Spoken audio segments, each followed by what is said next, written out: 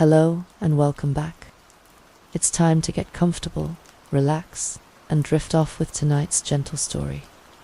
Before we begin, tell me where in the world are you listening tonight? Story 1. 5 years ago, 4 college friends vanished from the great redwood forest during what should have been a celebration weekend after finals. Ava Brooks, Chloe Green, Olivia Stone, and Maya Chen had planned the perfect camping trip to Crescent Creek Camp. Their tents were found undisturbed, their car keys still in the ignition, their phones abandoned by Whispering Falls. Despite massive search efforts, not a trace was found until a desperate voice cuts through the static of a 911 call. 5 years later, Clara Jones adjusted her headset and took another sip of lukewarm coffee. The graveyard shift at Summit County 911 moved at a different pace than day shift. Most calls involved drunk drivers, domestic disputes, or medical emergencies. She never expected the voice that would change everything. Summit County 911, what's your emergency? Silence stretched across the line. Clara checked her screen. The call registered, but no one spoke. Hello, Summit County 911. Do you need help? A whisper broke through the static. Female, terrified. Help, please. The line went dead. Clara stared at her screen.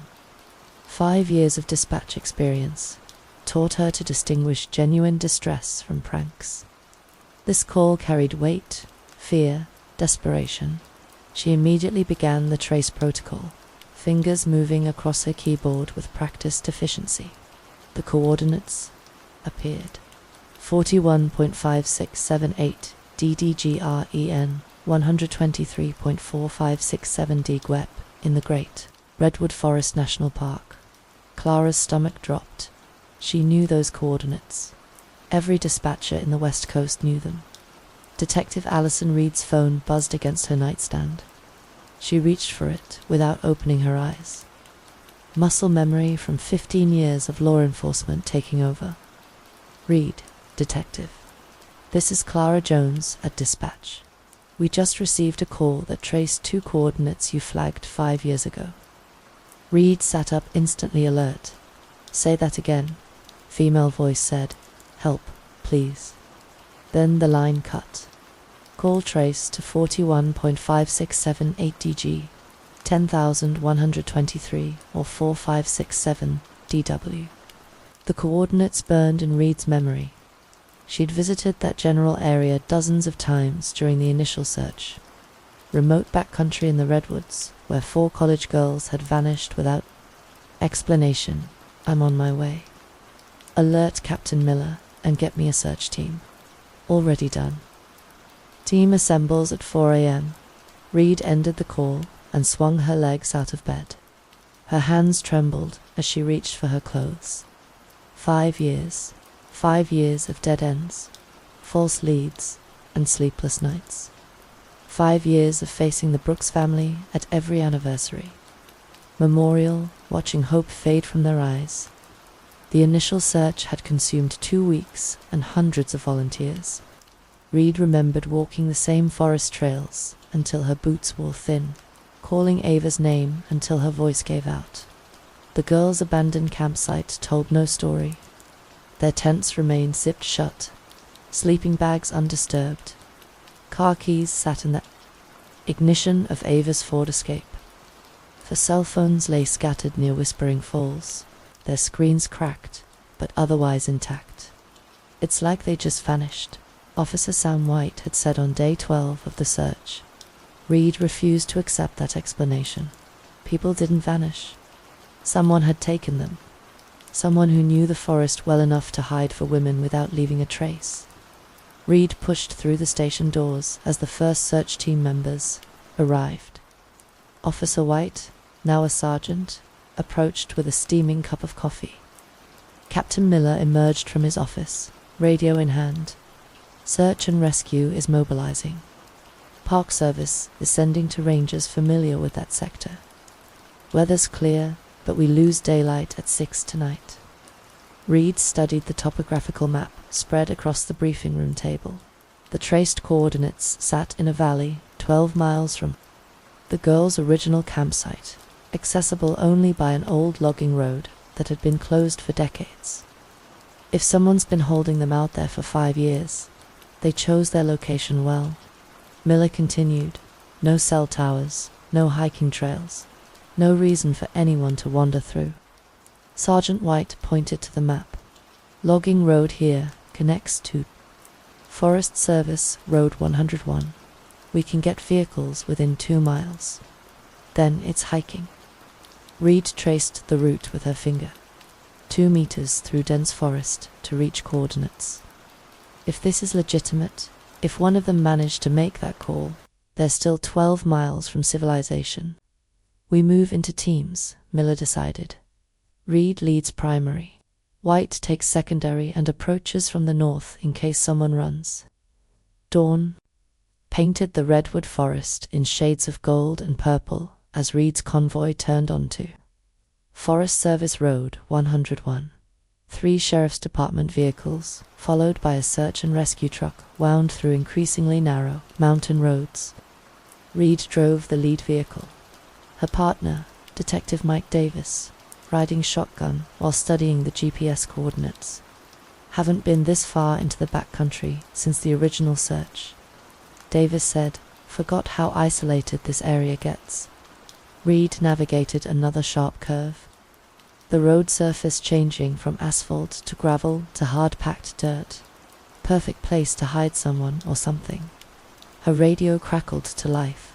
Detective Reed, this is Sarah Brooks. I'm at the trailhead. Reed's jaw tightened.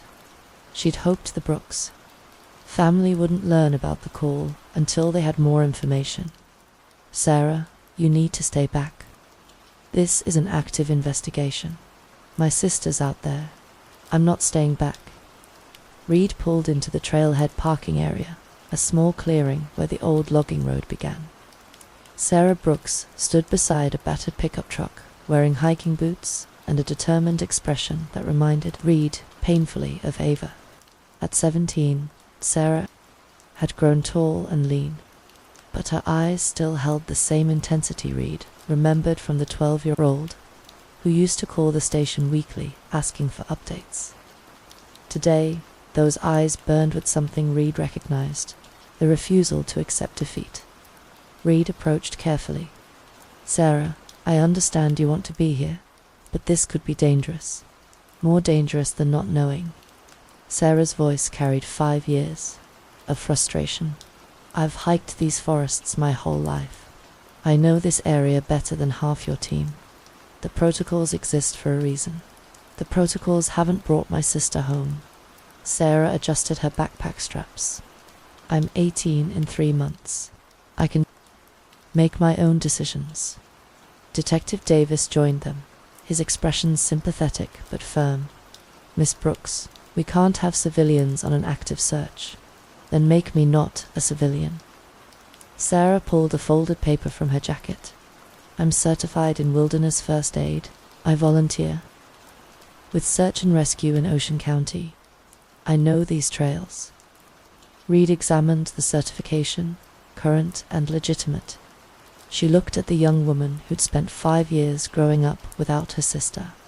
5 years that should have included graduation, parties, college applications, and normal teenage concerns. You stay with me at all times. You follow every instruction without question. If I tell you to retreat, you retreat immediately. Sarah nodded. I understand. The search teams gathered around Reed's vehicle as she spread the topographical map across the hood. The morning air carried the scent of pine and the distant sound of rushing water. 2-mile hike through old-growth forest. Reed briefed the group.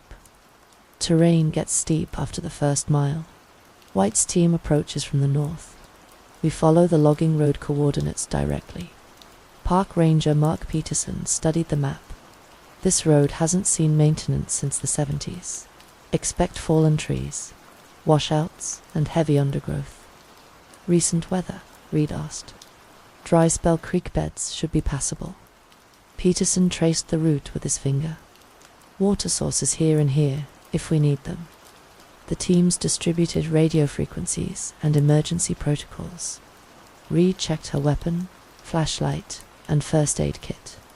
Beside her, Sarah performed the same equipment check with practiced efficiency. They began the hike single file, Red leading, with Sarah close behind. After 30 minutes, Reed noticed the tire tracks.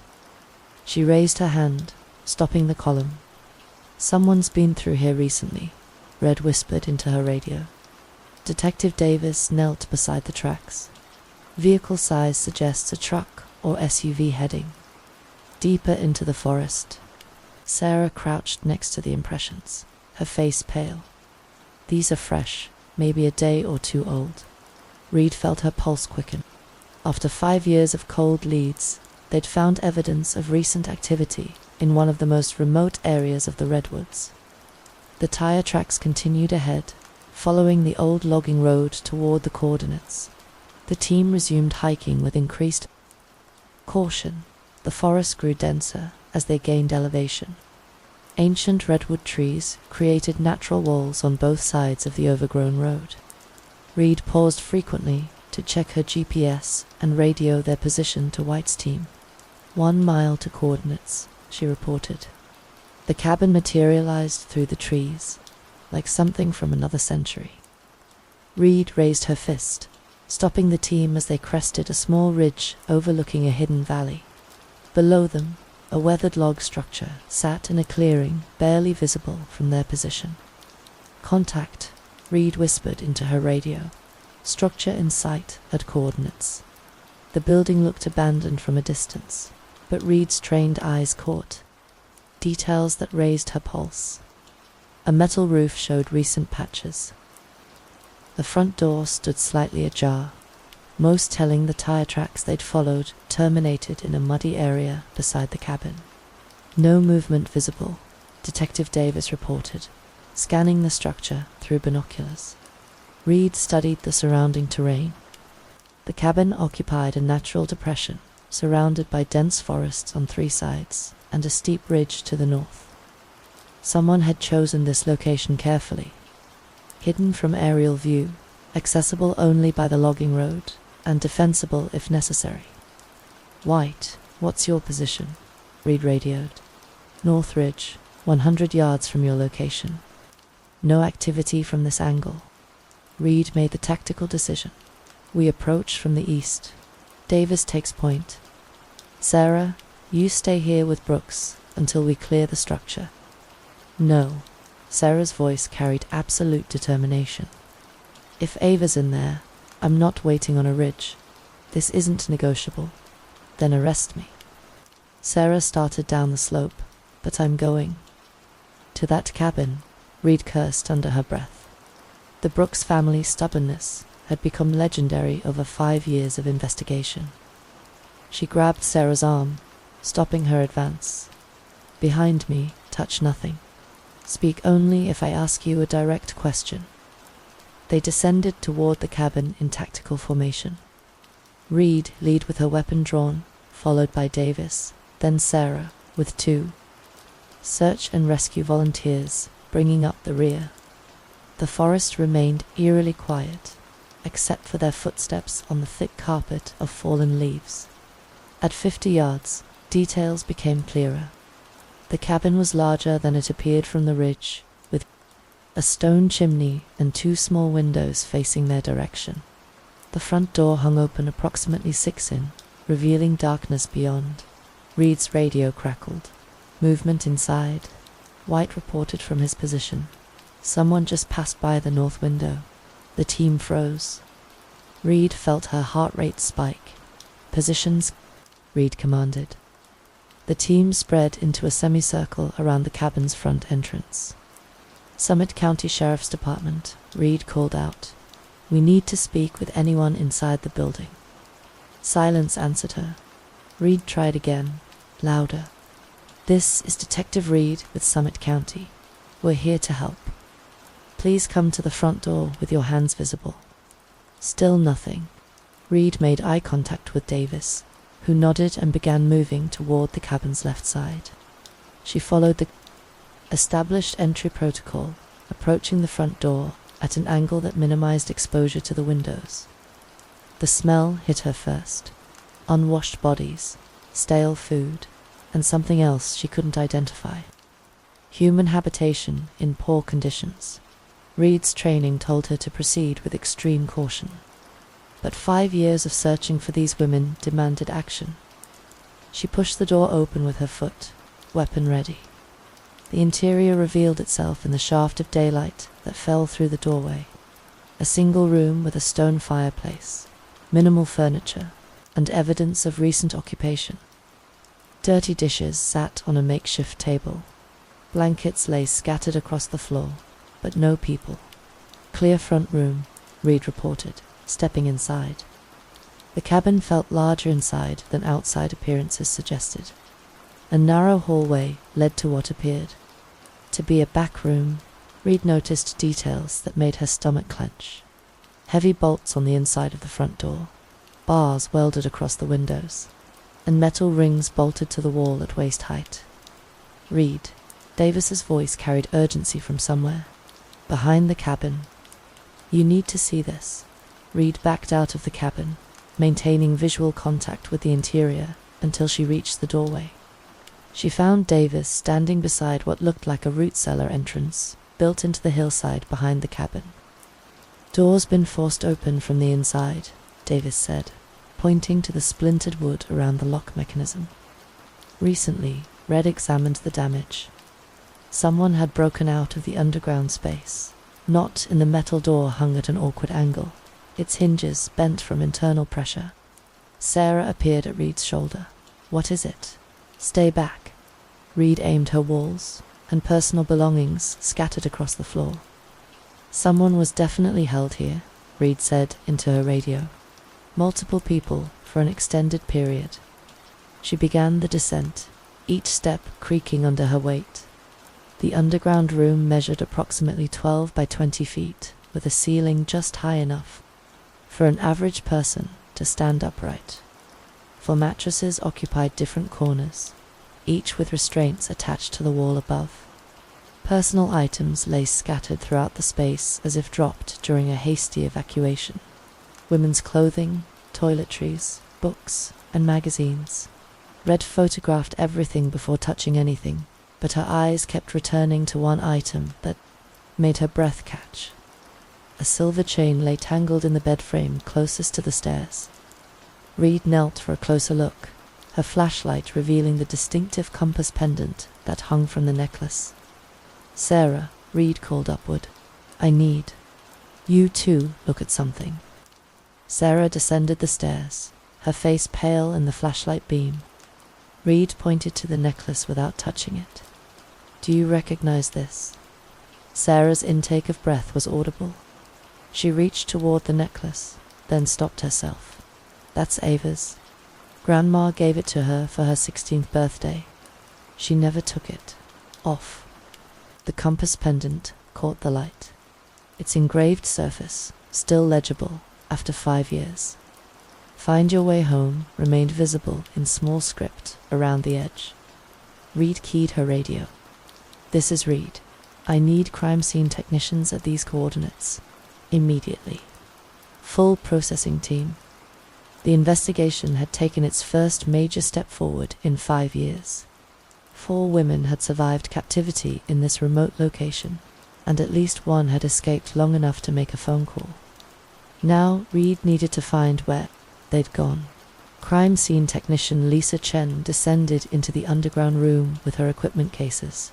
Her camera flashed illuminating details Red had missed in the initial sweep. Chen worked methodically, photographing each mattress, each restraint point, each scattered personal item before beginning evidence collection. Chen examined the food remnants scattered near one mattress.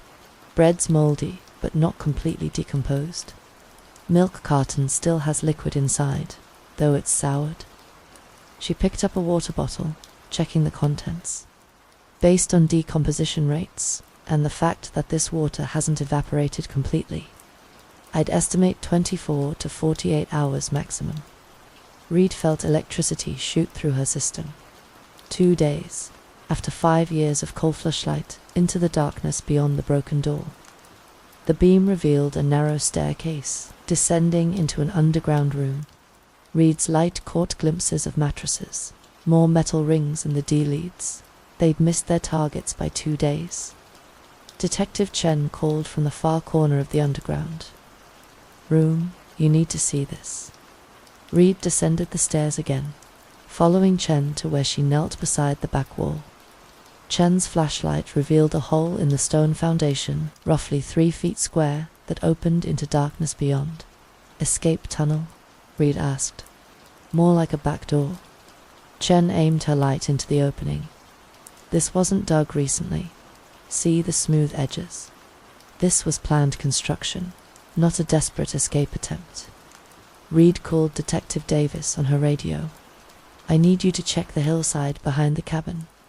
Look for another entrance about 30 feet from the root cellar door." "Copy that." While Chen continued processing evidence, Reed climbed back to ground level and found Sarah sitting on a fallen log, staring at the cabin with hollow eyes. "They were down there for 5 years, Sarah said, without looking up in that hole. "How do we know they're still alive?" "Because whoever held them took the time to move them instead of." Reed stopped herself. Sarah didn't need to hear the alternatives. Davis's voice crackled through the radio. "Found it. Hidden entrance behind some fallen trees. Opens into the same underground space." Reed stood. Any sign of recent use? Footprints. Multiple sets leading away from the entrance toward higher ground. Reed felt the familiar surge of a case. Breaking open. Mark the trail. We're following it. 20 minutes later, Reed led a tracking team away from the cabin compound.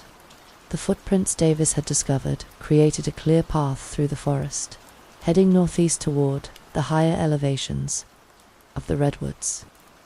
Park Ranger Peterson examined the trail markings with practiced eyes. 5 sets of prints, for smaller, consistent with women's footwear. 1 larger set, probably size 11 or 12 men's boots. "How recent?" Reed asked. Peterson knelt beside a clear impression in the soft earth. "A day and a half maximum." The trail led upward through increasingly difficult terrain. Reed called for additional resources as the scope of the search expanded beyond their current capabilities. "Captain Miller, this is Reed. I need air support. And at least 2 more search teams." "What's the situation?" "We've got fresh tracks leading away from the scene. 5 people moving northeast toward the high country. If we move fast, we might catch them. Helicopters en route. Additional ground teams will take 2 hours to reach your position."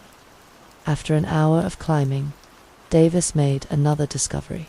Hidden beneath a pile of carefully arranged rocks, he found a cache of supplies. Water bottles, canned food, first aid materials, and camping equipment. "This isn't random," Reed said, examining the cache. "Someone planned these supply points." Peterson pointed to the map. "If there's one cache, there are probably others spaced along predetermined routes." Reed called for the helicopter to conduct an aerial search for additional supply caches. The pilot reported back within 30 minutes, identifying at least 3 more locations where supplies might be hidden. "Your subject knows these forests," Peterson told Reed as they resumed following the trail. "These cache locations suggest someone who spent years learning every ridge, every water source, every escape route." "How many people know the backcountry?" "Well enough to pull this off," Reed asked Peterson. "In this area, maybe a dozen old-timers who grew up hunting these mountains, some military veterans, a few survival enthusiasts." Peterson paused his examination of the trail, and park employees, past and present. Reed felt pieces clicking into place. "I need background checks on everyone who's worked for the Park Service in this area over the past 10 years. Reed radioed to Miller. "That's a long list. Cross-reference it with people who have property holdings in remote areas. Look for hunting guides, survivalist instructors, anyone with advanced wilderness skills. Reed's radio buzzed as she emerged from a particularly dense section of mountain laurel. Captain Miller's voice carried urgency across the static. "Reed, I've got preliminary results on those background checks. 3 people in the target area have both Park Service history and remote property holdings." Reed signaled her team to halt while she took the call. "Give me the names." Ethan Black, retired park ranger, owns 40 acres off Shadow Peak Road. Jessica Tran, current seasonal employee, has family property near Whispering Falls. And Ryan Foster, former seasonal worker, owns multiple parcels throughout the backcountry. Send me everything you have on all 3. Photos, employment records, property locations. Reed studied her map while waiting for the information download. The trail they'd been following headed northeast toward Shadow Peak Road and the general area where all 3 suspects own property. Detective Davis approached with his own radio update. Helicopter spotted movement miles ahead. Multiple individuals moving through a clearing near elevation marker 710. Reed felt her pulse quicken. How many? Pilot counts 5 figures, moving in single file toward the ridgeline. The chase had become a pursuit. "Miller, I need someone to start canvassing the local communities. Talk to people who've lived here long enough to know the mountain residents. I want to know which of our 3 suspects has been acting strangely already on it." Deputy Johnson is starting with the Crescent City area, working outward. Reed made the tactical decision to continue following the trail while gathering intelligence. Her team had momentum and daylight, but she needed to know what they were walking into. An hour later, Deputy Johnson's voice came through the radio. With the first breakthrough, "Reed, I just finished talking to Mary Wilson, runs the general store in Crescent Creek. She remembers Ryan Foster coming in regularly until about 5 years ago. Then his visits became sporadic. Strange thing is, he started buying supplies in bulk. Canned goods, batteries, camping equipment, always paid cash." Reed checked her downloaded files. Ryan Foster, 45 years old, worked seasonal positions with the Park Service from 2015 to 2018. Address listed as a P.O. box in Crescent City, but property records showed land ownership in 3 different remote locations. What else did she remember about Foster? Said he was always polite, but kept to himself. Never talked about family or work beyond the basic pleasantries. But here's the interesting part. She remembers him asking detailed questions about the missing college girls when that story was all over the news. Reed felt the pieces starting to form a picture.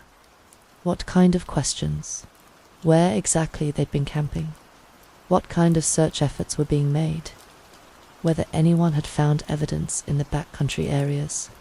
Mrs. Wilson thought he was just being neighborly, showing concern for the community or gathering intelligence about the investigation's progress. Reed called for Foster's employment. Records to be pulled and cross-referenced with the timeline of the women's disappearance. The results came back 20 minutes later. Ryan Foster had worked trail maintenance in the Crescent Creek area during the summer when the 4 women disappeared. His job required him to patrol the same trails the women had been hiking before they vanished. Reed's radio crackled with another update from Deputy Johnson. "Just talked to Robert Miller.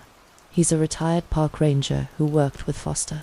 Says Foster knew the backcountry better than anyone he'd ever met.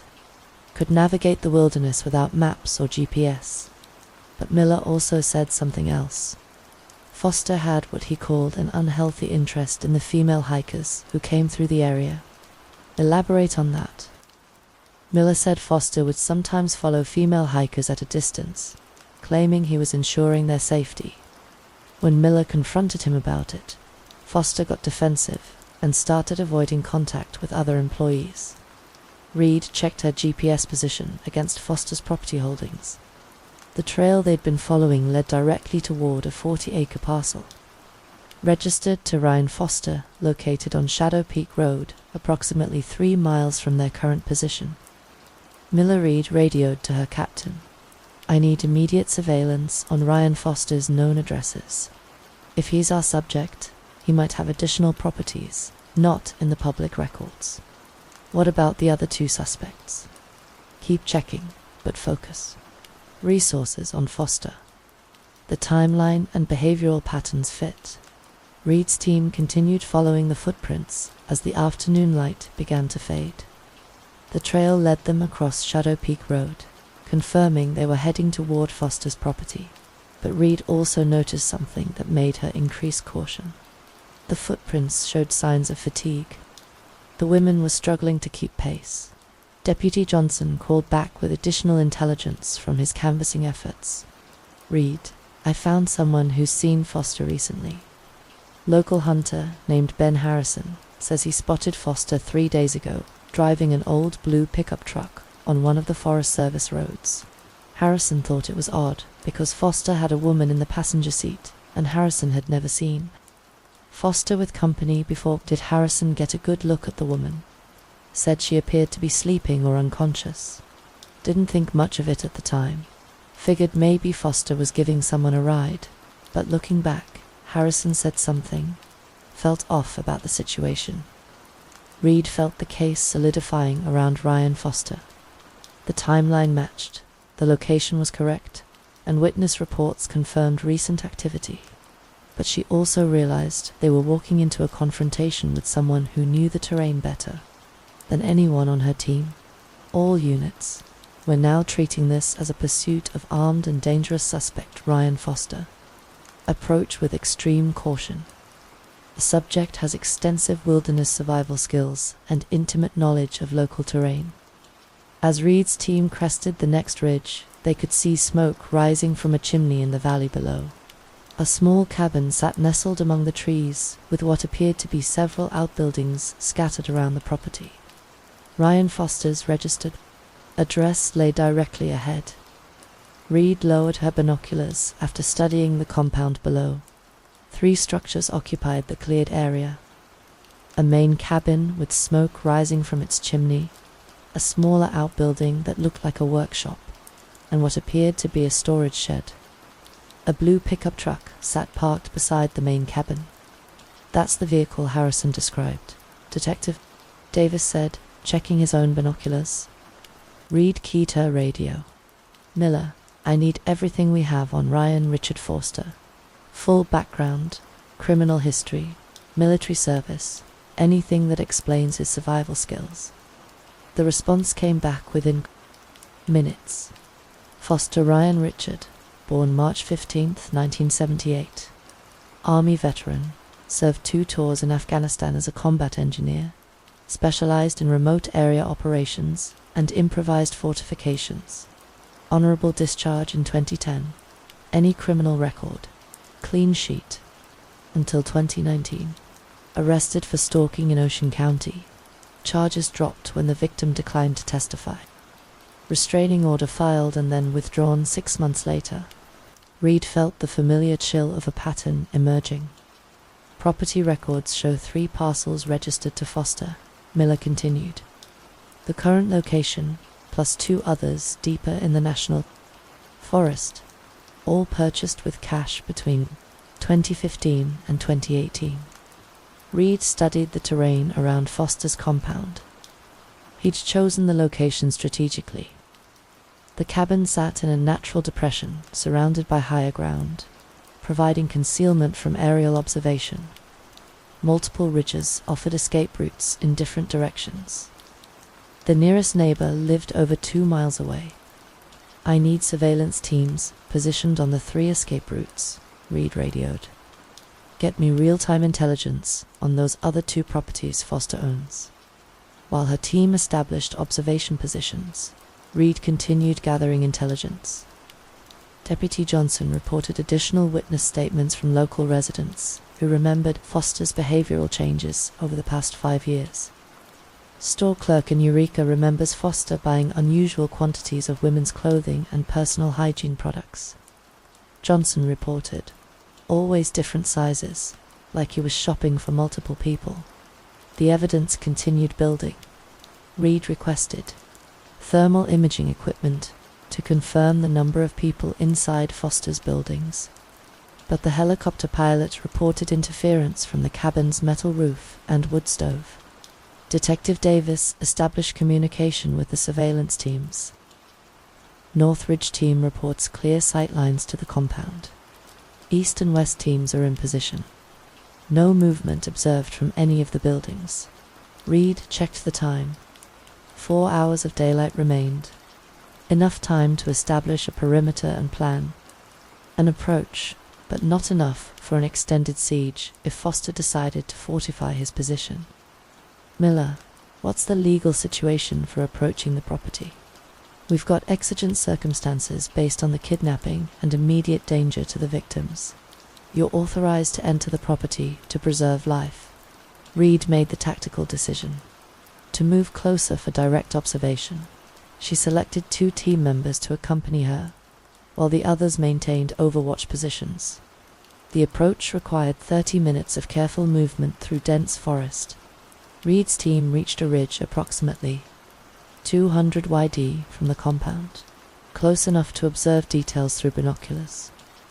A male figure passed by the front window twice, moving between rooms. The figure matched Ryan Foster's physical description from his Park Service employment records. I've got positive identification on Foster, Reed reported. Single male subject. Visible inside the main cabin. Any sign of the victims? Reed continued observing through her binoculars. Negative. No female subjects visible from this angle.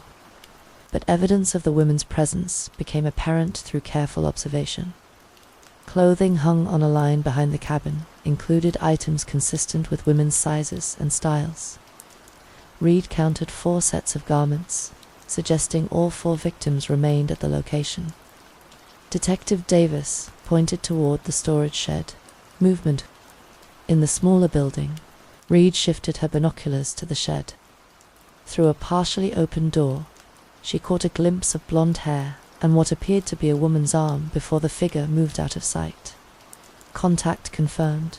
At least 1 female subject in the storage building. All teams, we have confirmed. Victim contact at suspect's primary residence. Prepare for tactical approach. Hostage rescue protocols in effect.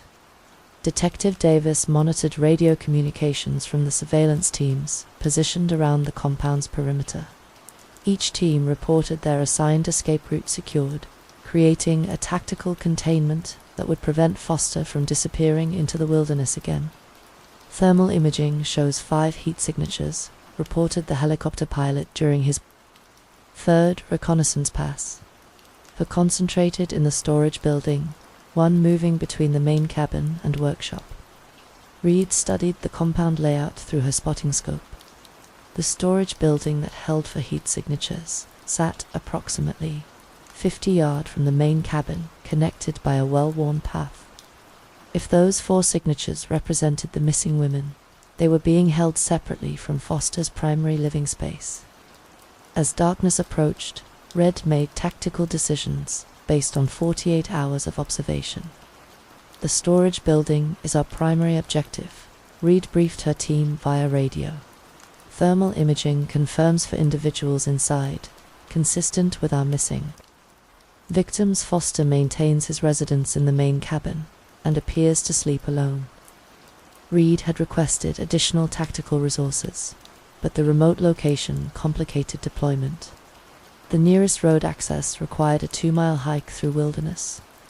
Terrain unsuitable for vehicles. SWAT team arrives at first light. Captain Miller reported air support standing by, but weather conditions may limit helicopter operations. We can't wait for optimal conditions, Reed decided. If that weather front moves in, we lose visibility and air support. We move tonight. Detective Davis studied the compound through night vision equipment. Storage building has 1 entrance. No windows visible from this angle.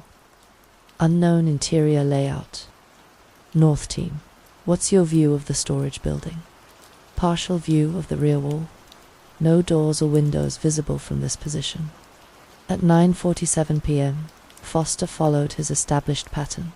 Reed watched him unlock the storage building and disappear. Inside, she immediately moved from her observation post, approaching the building from the blind side, while Davis maintained overwatch on the main cabin. Reed reached the rear wall of the storage building and pressed her ear against the wood. Voices carried through the wall, female voices speaking in hushed tones. She counted at least 3 distinct speakers, confirming multiple victims inside. More importantly, Reed heard Ava Brooks's voice. After 5 years of playing voicemail messages from Ava's phone, Reed recognized the distinct accent and speech patterns. Ava, Chloe, Olivia, and Maya are all inside. Reed radioed to her team, confirmed, alive and conscious. Reed retreated to her observation post before Foster emerged from the building. She'd gathered crucial intelligence. The victims were alert and communicating, suggesting they weren't heavily sedated or restrained to the point of incapacitation. All teams, prepare for tactical approach at 0300 hours. Primary objective is hostage rescue. Secondary objective is apprehension of Ryan Foster. At 2:45 a.m., Reed's teams moved into final positions. The compound remained dark, except for dim light visible through the main cabin's windows. Thermal imaging confirmed Foster's location in the main cabin and the 4 heat signatures in the storage building. All teams report ready, Davis confirmed. Reed checked her weapon and communication equipment one final time. After 5 years of investigation, 5 years of dead ends and false leads, the next 30 minutes would determine whether 4 families received the news they'd prayed for, or the closure they dreaded. Execute in 60 seconds, Reed commanded. Reed's team moved through the pre-dawn darkness with practiced silence, their boots finding purchase on the forest floor without disturbing the carpet of fallen leaves. The tactical approach required 40 minutes of careful navigation through dense undergrowth, each team member maintaining visual contact with the person ahead while avoiding the established trails that might be monitored. Detective Davis led the Eastern approach team while Reed directed the primary assault group toward the storage building where thermal imaging had confirmed the hostages' location.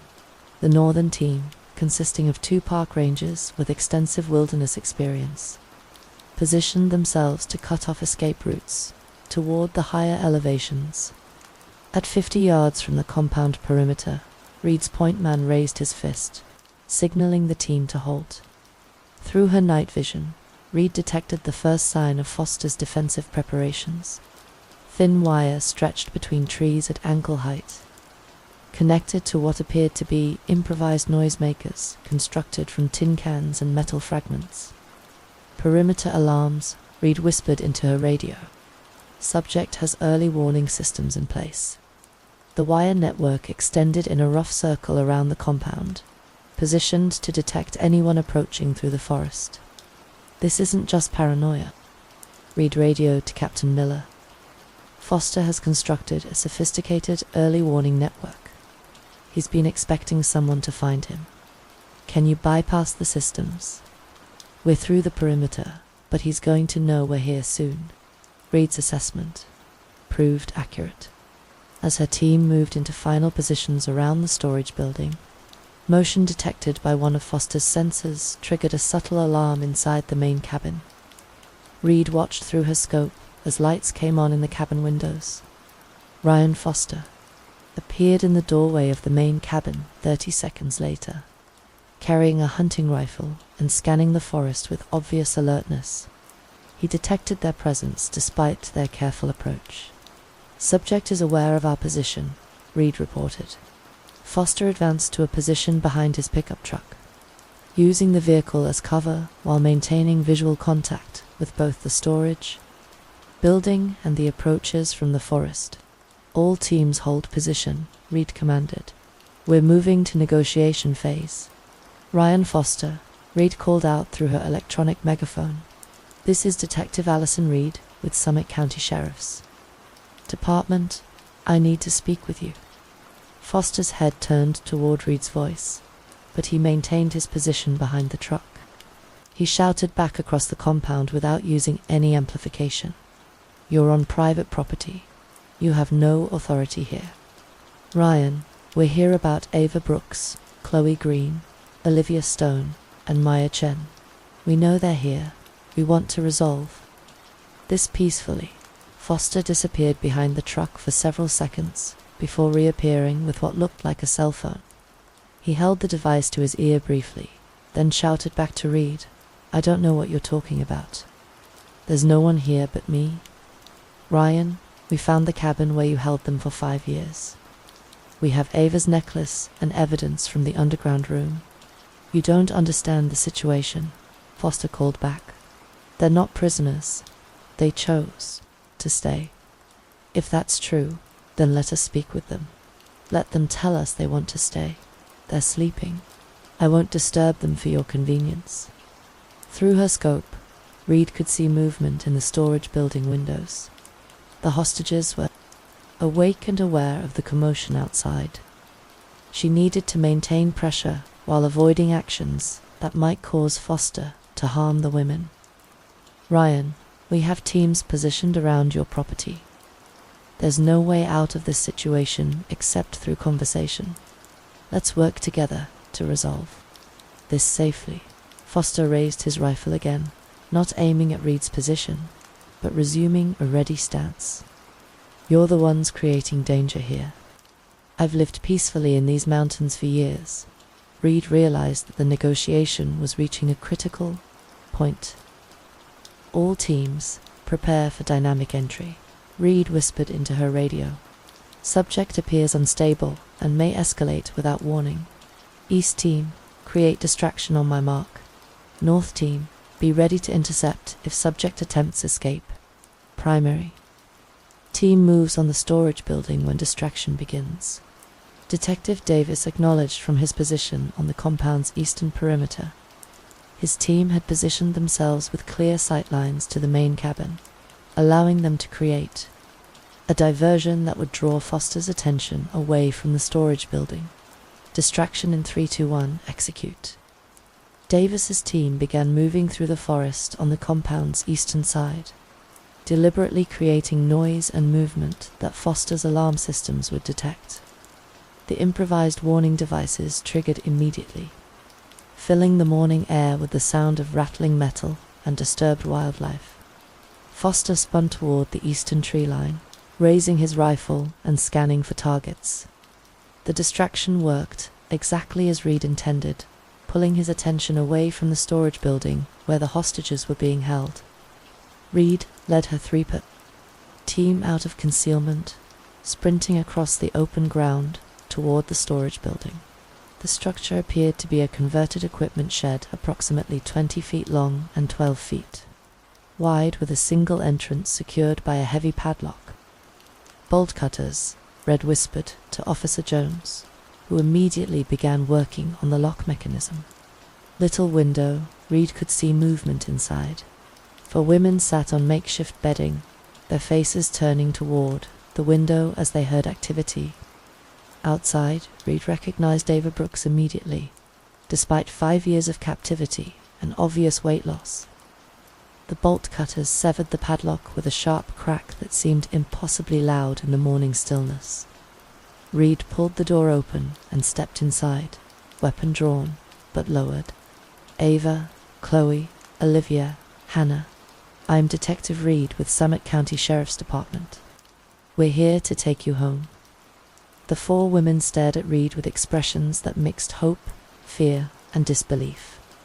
They'd been living in captivity for so long that the concept of rescue seemed impossible to process immediately.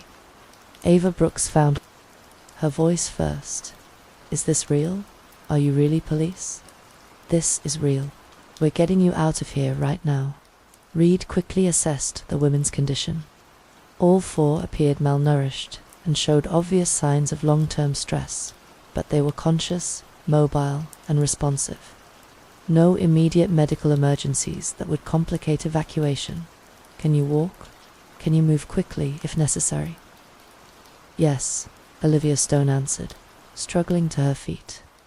We can move. Reed's radio crackled with urgent updates from the distraction team. Primary subject is moving toward your location. Distraction is no longer effective. Get them out now. Reed, Commander Jones and Officer Miller, move toward the tree line. Establish security perimeter. Reed remained in the doorway as her team evacuated the 4 women, providing cover in case Foster reached them before they could clear the compound. Ava Brooks paused as she passed Reed.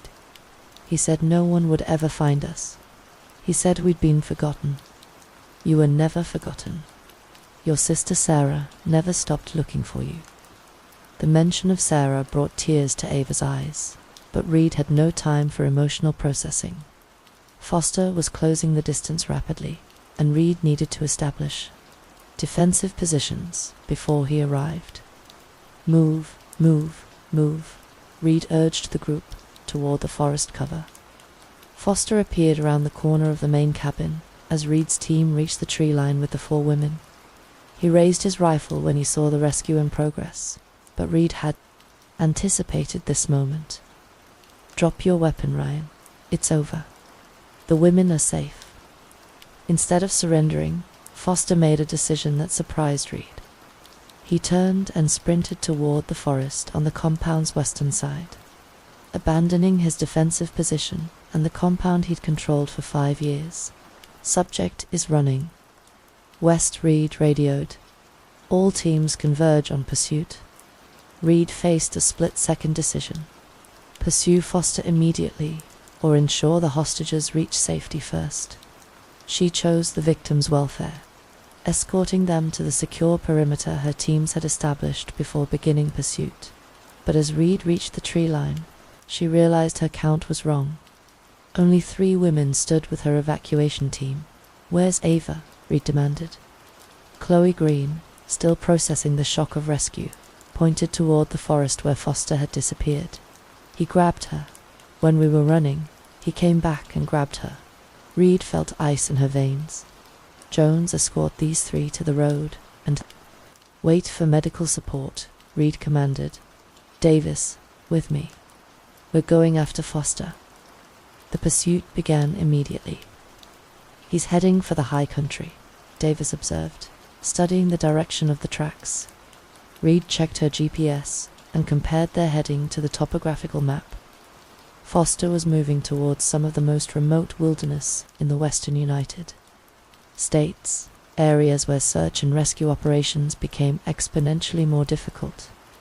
The pursuit continued for 2 hours across increasingly treacherous terrain. Reed's team followed a clear trail of broken vegetation and footprints in the soft earth, but Foster maintained his lead despite carrying a hostage. At 10:30 a.m., Reed's radio brought news that changed the dynamic of the pursuit.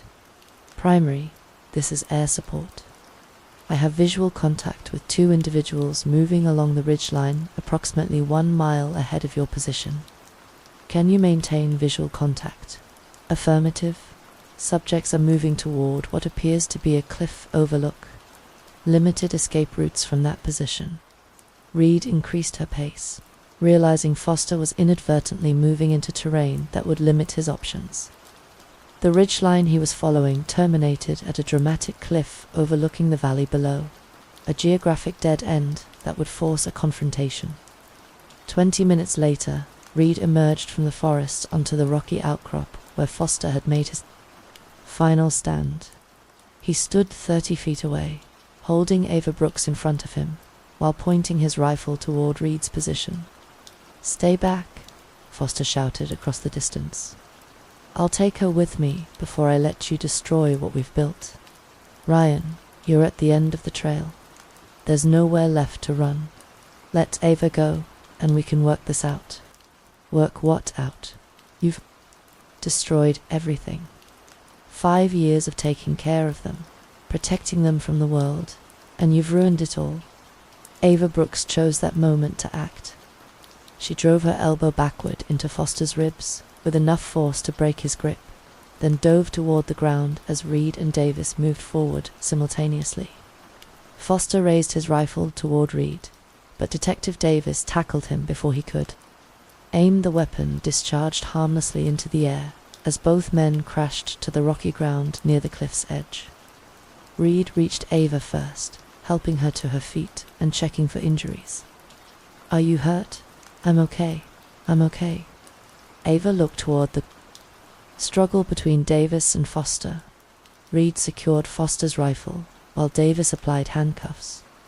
"Ryan Richard Foster, you're under arrest for kidnapping, unlawful imprisonment, and assault." Reed recited, "You have the right to remain silent." The 5-year case was closed. Reed supported Ava Brooks as they made the difficult hike back toward the compound, Davis escorting the handcuffed Ryan Foster behind them. The adrenaline of the confrontation was wearing off, replaced by the careful process of securing evidence and ensuring the victims received appropriate medical care. At the compound, paramedics had established a treatment area where Chloe Green, Olivia Stone, and Maya Chen received initial medical evaluation. "Ava," Chloe called out when she saw Reed and Ava emerging from the forest. "Thank God you're safe." The reunion between the 4 women provided Reed with her first glimpse of the psychological bonds they developed during their captivity. Despite the trauma they'd endured, they'd maintained relationships that had helped them survive. Ava hugged each of her fellow captives, tears streaming down her face. "I thought he was going to kill me. I thought I'd never see any of you again." "We're all going home," Olivia said, her voice breaking with emotion. "We're all going home." Ryan Foster sat in the back of a sheriff's department vehicle, his military bearing finally broken by the reality of capture. Reed stood outside the hospital room where Ava Brooks was being examined, watching through the observation window as doctors conducted their evaluation.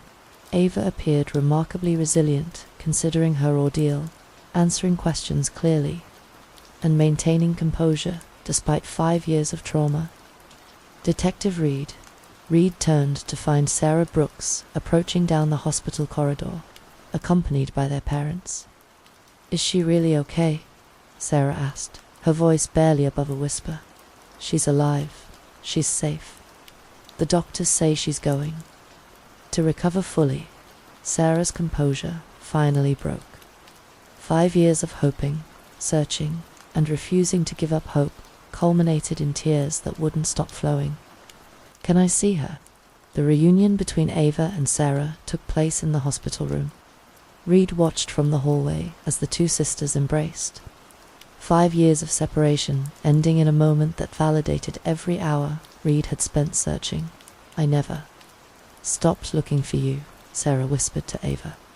"I never gave up. I know I always knew you'd find me somehow." Ryan Foster's confession provided details that helped Reed understand the full scope of the crime.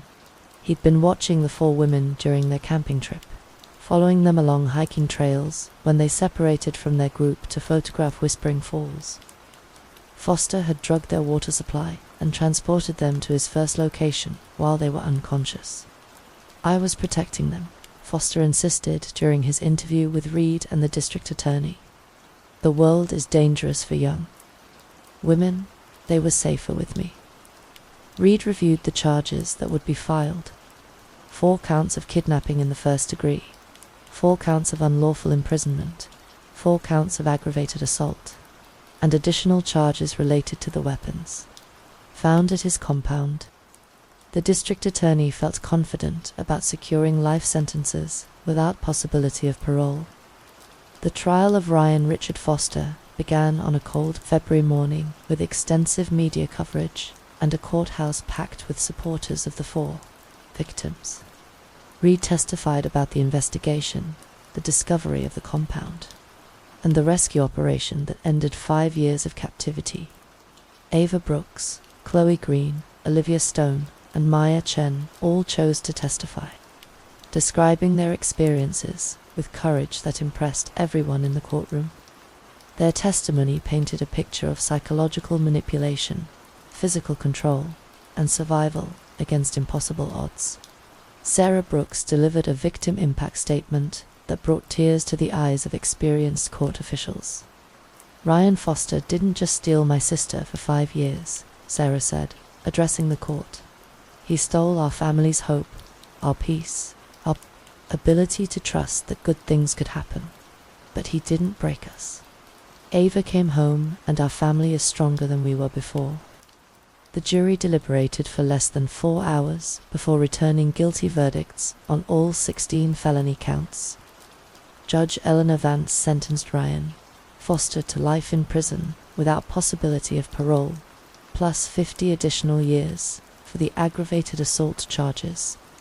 Foster's appeal was filed and rejected within 6 months. The California Supreme Court upheld the conviction and sentence, providing final legal closure to the case that had consumed 5 years of Reed's career. 1 year later, Reed visited Ava Brooks at her apartment near the University of California campus, where Ava had resumed her premed studies with the goal of becoming a trauma physician. The young woman who'd survived 5 years of captivity was channeling her experience into helping other victims of violence. "I got accepted to medical school," Ava told Reed over coffee. "I want to work with survivors of violent crime." Reed wasn't surprised. "How are you adjusting to being back?" "Some days are harder than others," Ava admitted. "But I have my family, I have my future, and I have 3 friends who understand what I've been through. We're all going to be okay." Red left the meeting with a sense of completion she'd rarely experienced in law enforcement. The case that had defined her career for 5 years had ended with the best possible outcome, for young women reclaiming their lives and using their experiences to help others. The phone call that had broken 5 years of silence had led to the resolution of one of the state's most notorious missing persons cases. Story 2. In the spring of 1987, a teenage paper girl vanished without a trace during her morning route in a Midwest town. Her bike left unattended, no sign of a struggle. For over a decade, the case went cold until a county crew unearthed a forgotten shed behind an abandoned substation. What followed would unravel a chain of horrors, exposing a secret so chilling it would change everything her family and investigators thought they knew. The crew arrived just after sunrise, back stiff from the cold and the kind of quiet that came with county contracts nobody wanted. 3 men in neon vests worked the perimeter of the old electrical substation, their boots crunching over dead brush and broken glass. Behind the main fence, where the ivy had swallowed most of the rear lot, a shape took form, a squat, rusted maintenance shed hidden behind collapsed fencing and a tangle of vines. "Anybody got this on their site map?" one of them muttered, pushing through the overgrowth. "Not on mine," the crew lead, Leo Miller, said. "Probably just old junk." The padlock on the shed door looked as old as the structure itself. Leo gave it one tug, and it clinked, unmoving. He stepped back, reached for the bolt cutter. It took 2 tries. On the second snap, the lock clattered to the ground. He pulled the door open and stepped back as stale air escaped like breath from a tomb. Inside, the narrow space was cluttered. Janitorial crates stacked 3 high. Metal shelving rusted along the edges, and 2 broken office chairs slumped in a corner. "Great time capsule of garbage," another worker said, shining a flashlight around. But Leo wasn't looking at the crates. In the far back, under a dust-caked tarp and partially obscured by a collapsed shelving unit, he spotted canvas. He pushed aside the metal frame. There, tucked in the shadows, was a satchel, faded beige, the corners fraying, the black inked initials. On the flap were just legible, A. Barnes. Leo stepped back. "Call it in." By the time the first cruiser arrived, the crew had backed out to the lot entrance, leaving the door propped open. Officer Maria Valdez ducked inside, snapping photos on her department-issued phone. She paused at the satchel, leaned down, and called in a request for evidence collection. She didn't see the grave at first, not until she moved a crate near the wall and noticed the uneven pattern of the floor papers. One was cracked through like it had been dropped hastily and never aligned with the others. She radioed for backup. 2 hours later, crime scene techs were cordoning off the area and working under floodlights. They pried up the loose concrete pavers, one by one. Just beneath them was a plastic-wrapped bundle, duct-taped at the ends, heavy with water damage. The outer layer coated in soil. It took another hour to confirm it. Human remains, bones, child, wrapped in a torn denim jacket and a striped shirt worn thin with time. Detective Sarah Jenkins parked along the edge of the lot, her tires crunching over gravel. She stepped out slowly, tugging her badge over her jacket. A field tech approached, lifting the police tape for her. They found it around 8, he said. The satchel first, then the body, or what's left of one. She ducked inside the shed without a word. The air was sharp with rot and damp insulation. Her eyes landed on the satchel, now bagged and tagged, resting on an evidence table just outside. The structure. She didn't have to read it again. She already knew what it said at Barnes. Amelia Barnes, 16 missing since August 15th, 1987. Sarah's eyes lingered on the bag for a long moment before stepping toward the open gravesite. The forensics crew was still working carefully, photographing every angle before moving the wrapped remains. Age estimate, she asked. For now, juvenile clothing suggests mid-teens could be consistent with Amelia, one of them replied.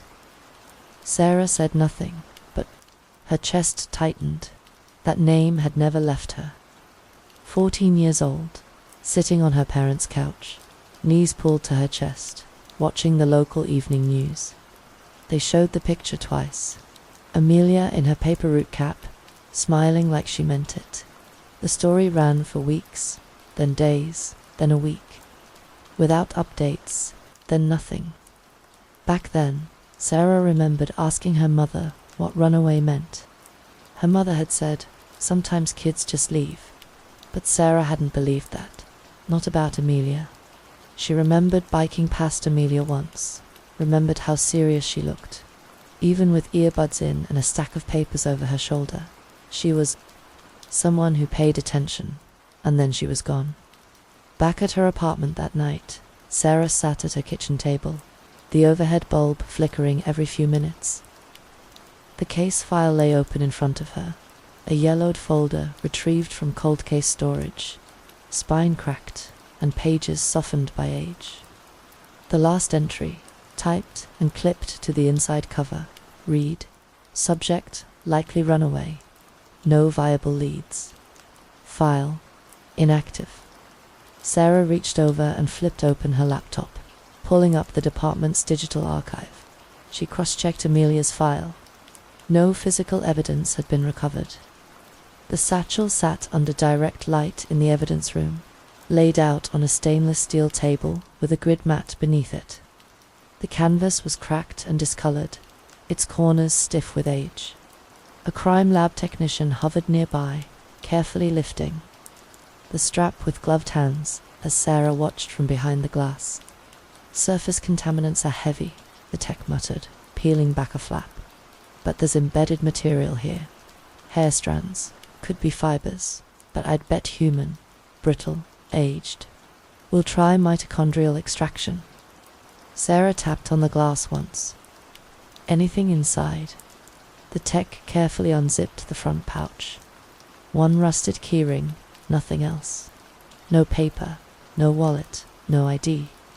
He rotated the bag under the lamp. Strap seams are frayed, and there's deep abrasion near the lower edge. Could be clawing or tearing. Linings punctured, too. Might be fingernail scrapings. Bag it all, Sarah said. Get it under biological and trace. She didn't move from the window until the satchel was sealed again. Back in her apartment, Sarah cleared the side of her fridge and started pinning photos. Amelia's yearbook portrait, a scanned map of her old paper route, a printout of the evidence label from the satchel. She opened a notepad and started sketching the timeline.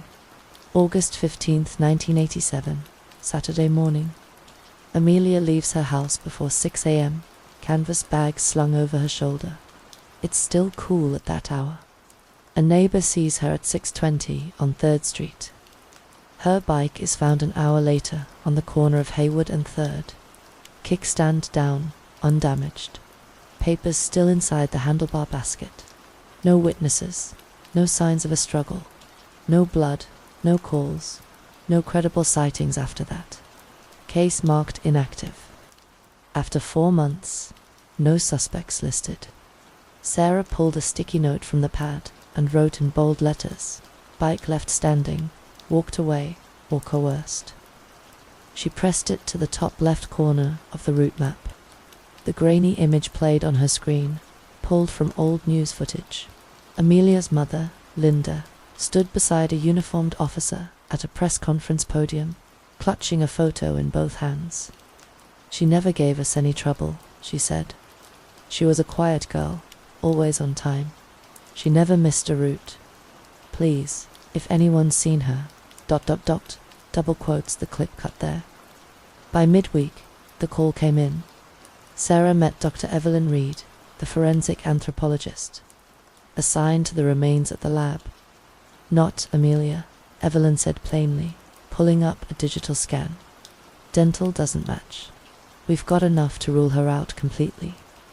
Sarah stared at the skeletal overlay, the jawline, the small ribs. "Any estimate?" "Female, probably 13 to 15, based on femur length and clavicle closure." She was closer to 15. Time of death is harder. It's been over a decade, but the clothing helps. We'd estimate sometime in 1986.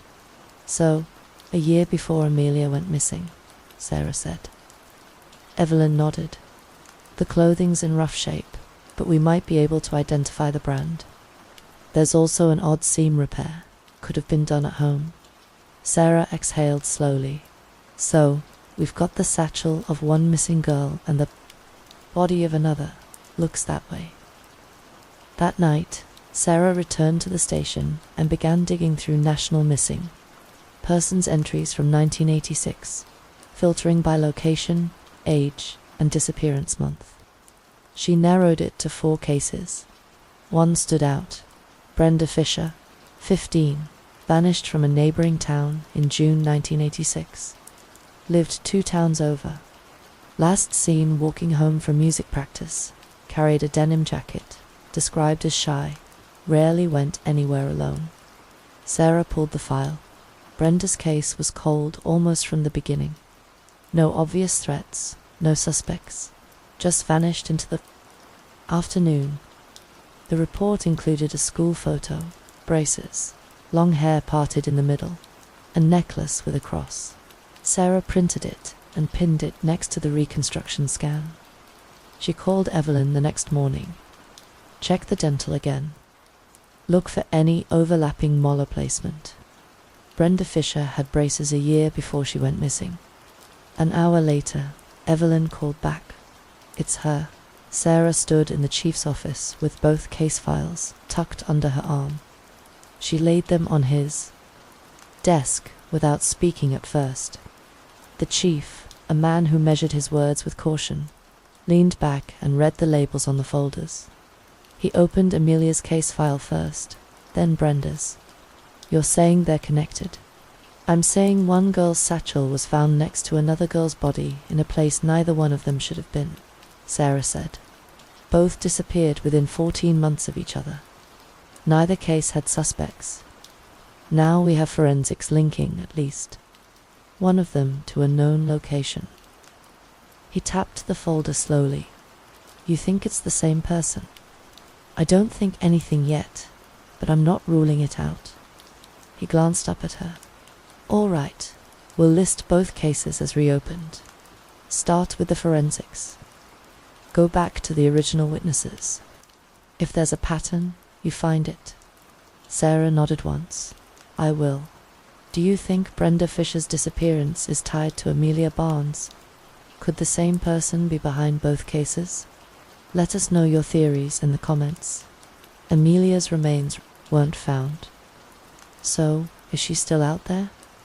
Hit like and stay tuned to our channel to see if Sarah brings the culprit to justice.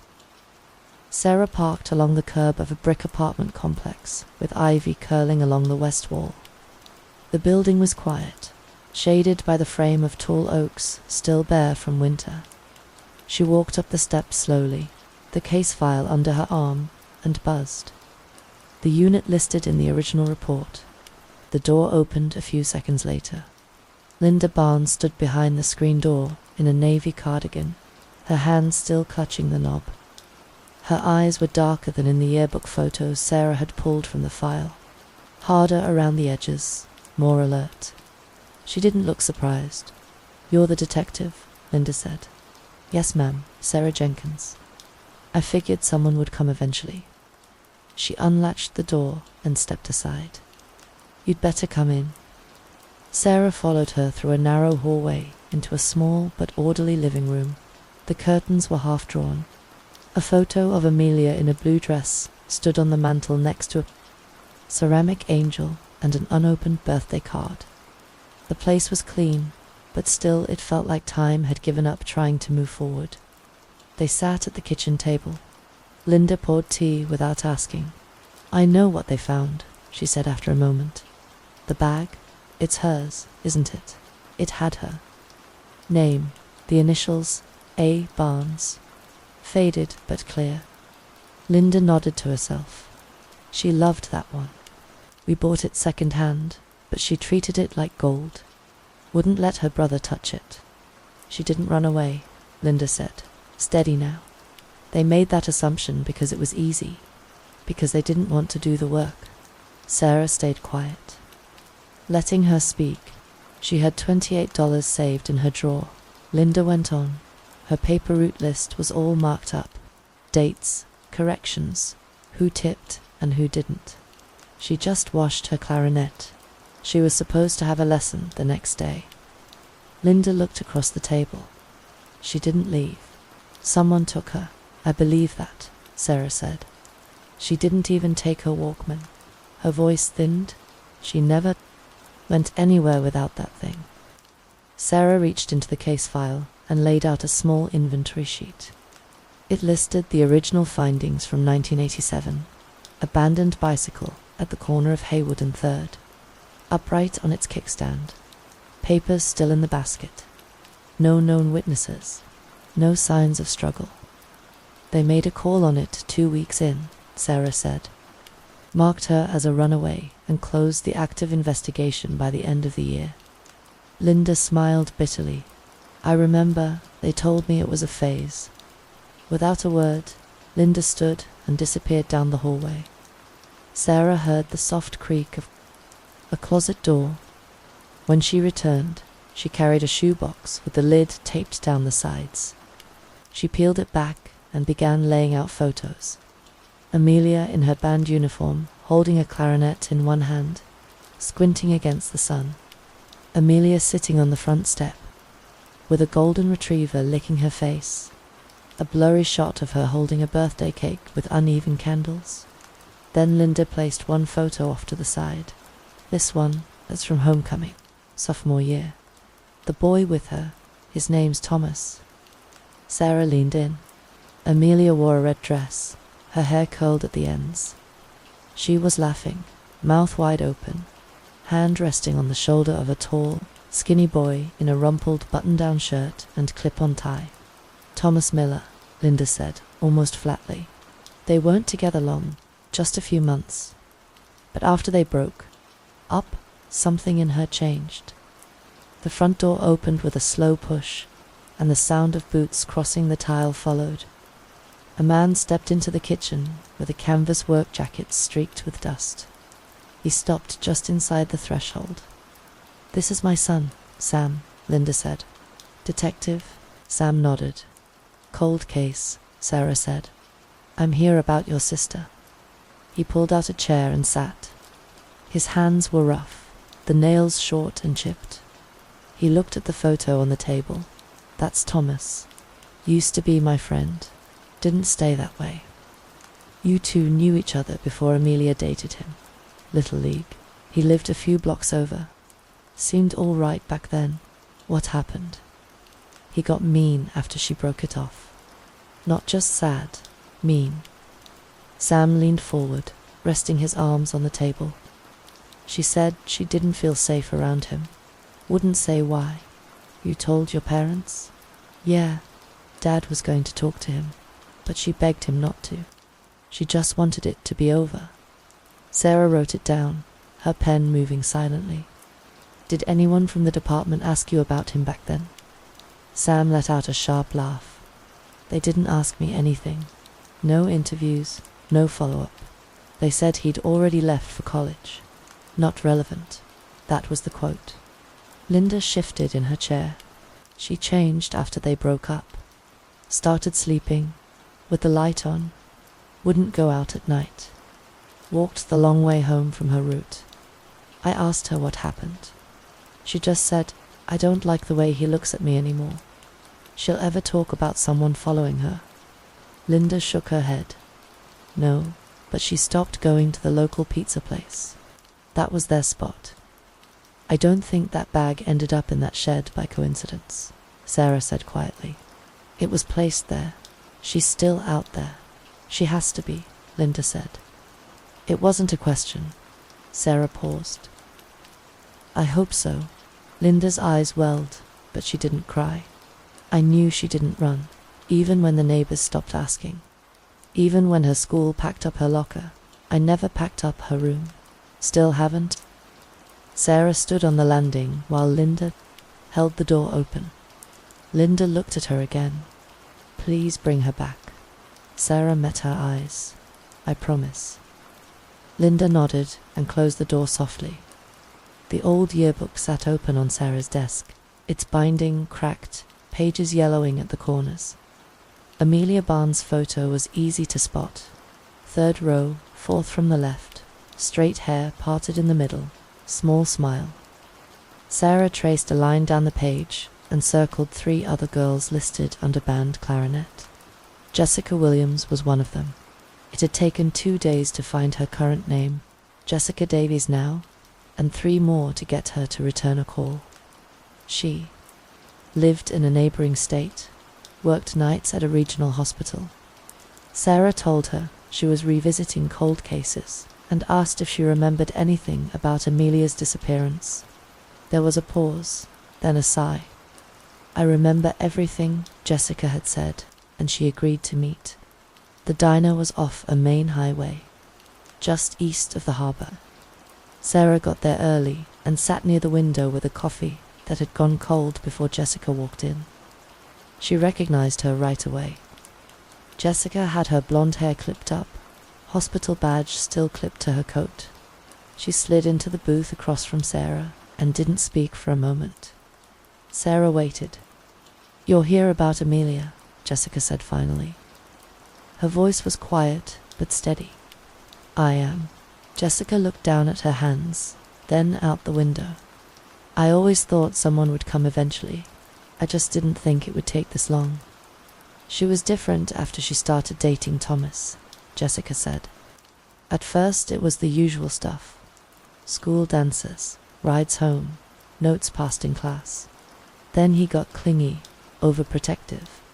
She laughed it off, but she started saying no to things. Quit the school paper, skipped group study. Sarah nodded. What happened between them? He cheated. Some girl from his college, Amelia, found out, broke up with him.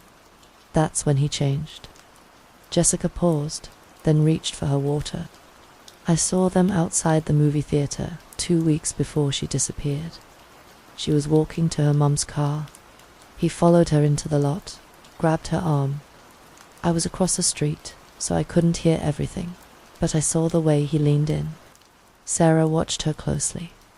Did she tell you what he said? Jessica nodded slowly. You'll regret this. That's what she told me. Those exact words. Did you tell anyone at the time? Jessica hesitated. No, I didn't think it was serious. We were 16. Breakups were messy. And back then, she trailed. Off. Sarah waited. Back then, Jessica said again, it was just teen drama. I didn't even know Amelia was missing until Monday. I thought maybe she was sick. By the time I realized, the police were already saying she'd run away. Sarah's pen slowed. You've carried this a long time. Jessica looked up. She was my friend. I should have said something. At least told someone what I saw. You're saying it now, Sarah said. Jessica gave a short nod, but the guilt was still in her eyes. Back in town that night, Sarah pulled out the caseboard and reworked the sequence. She stared at the dates. Both Amelia and Brenda were in band. Both disappeared in the late afternoon or early morning near familiar routes. Both had routines, predictable ones.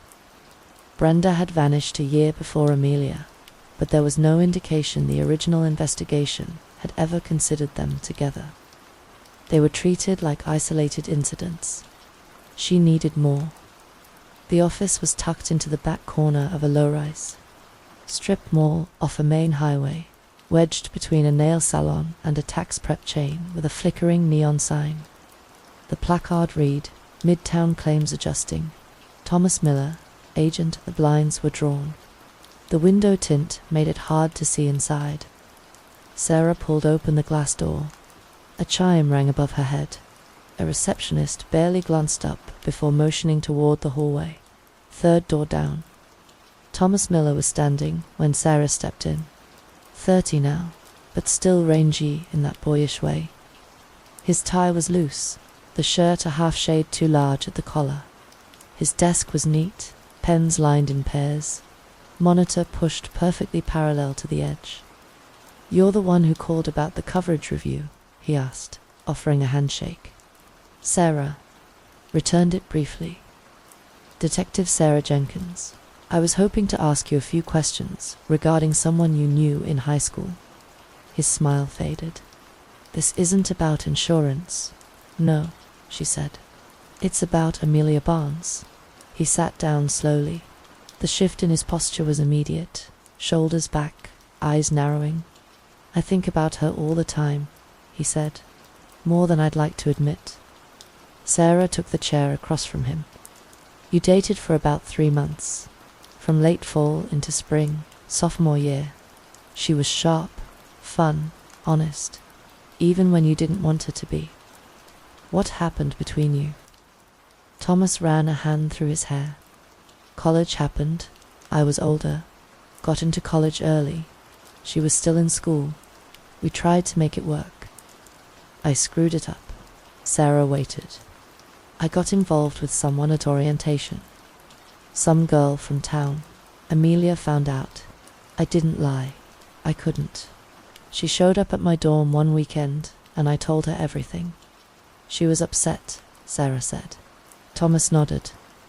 "She called a few times after," Thomas continued, "left messages, then stopped. I thought she was moving on. I figured maybe I'd hear from her in the summer.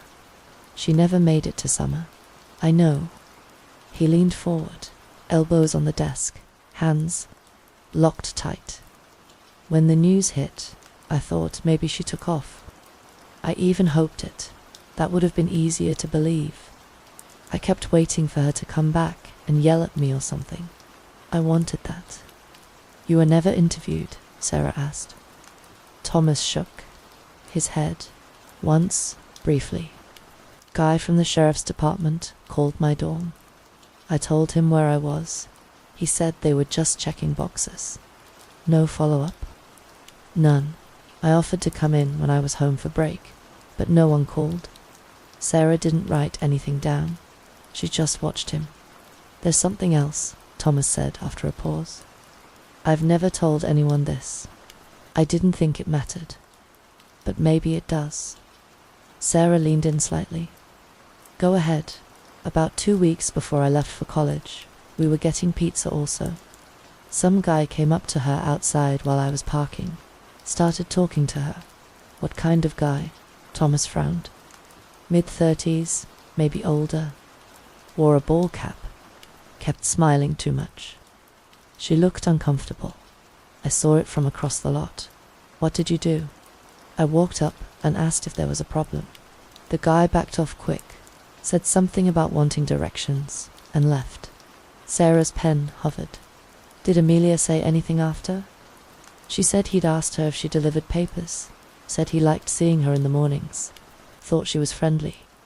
It freaked her out, but she didn't want to make a big deal. She recognized him. She thought he might have worked at one of the newspaper places. Can you describe him? Thomas closed his eyes for a moment. Medium height, brown hair, no beard, kind of square jaw, baseball cap, but I remember his car. Grey sedan, something boxy, old even then. Sarah scribbled a quick note. Sedan, grey, printing connection, possibly paper vendor. Could he have followed you? Maybe.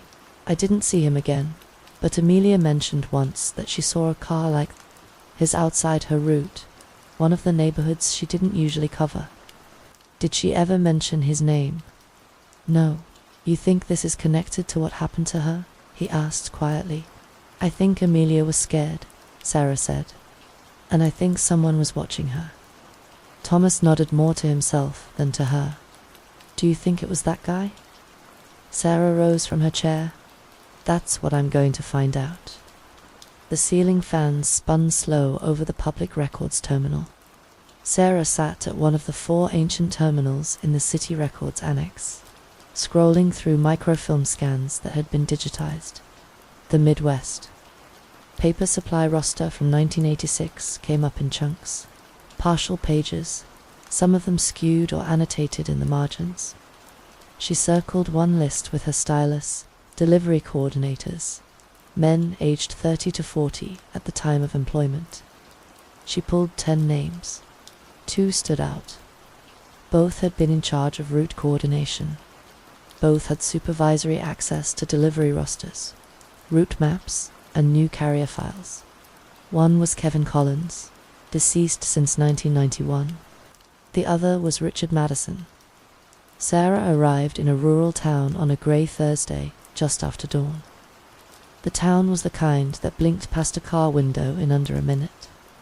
2 traffic lights, a feed and seed store, and a row of single-story houses built in the late 60s.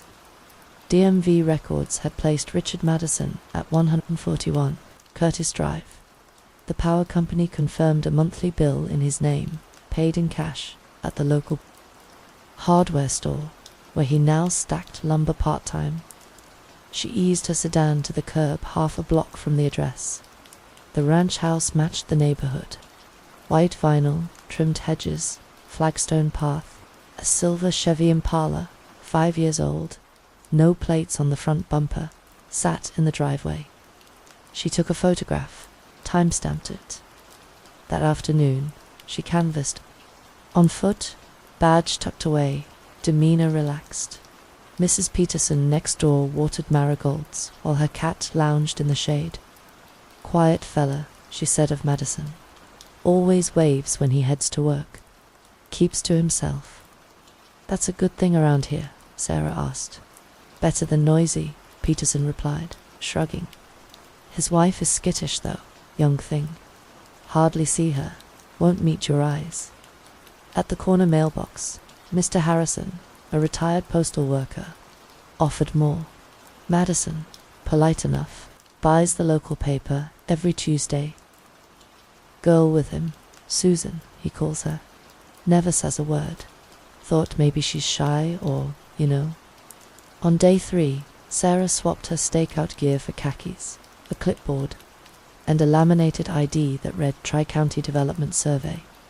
She rehearsed the cover story twice, then crossed the street. Madison answered after one knock. Up close, he looked almost ordinary. Hair trimmed, nails clean, smiled, polite. Except the smile never reached his eyes. Mr. Madison, I'm confirming occupancy for a proposed utility upgrade. Mind if I verify details? Sure, he said, leaning against the doorframe. Can't take long. I leave for work soon. Sarah ticked boxes on the blank form. Length of residency: 8, 9 years. Anyone else live here? My wife, Susan. Age. He hesitated. 28. Any children? No.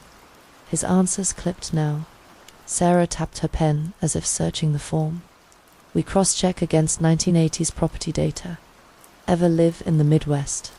Town area, maybe. I came across an old route coordinator named Richard Madison. Handled papers for a girl named Amelia Barnes. She let the name sit.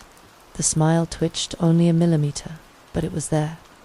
Can't say it rings a bell, he said. Voice even, but his right eyelid fluttered once.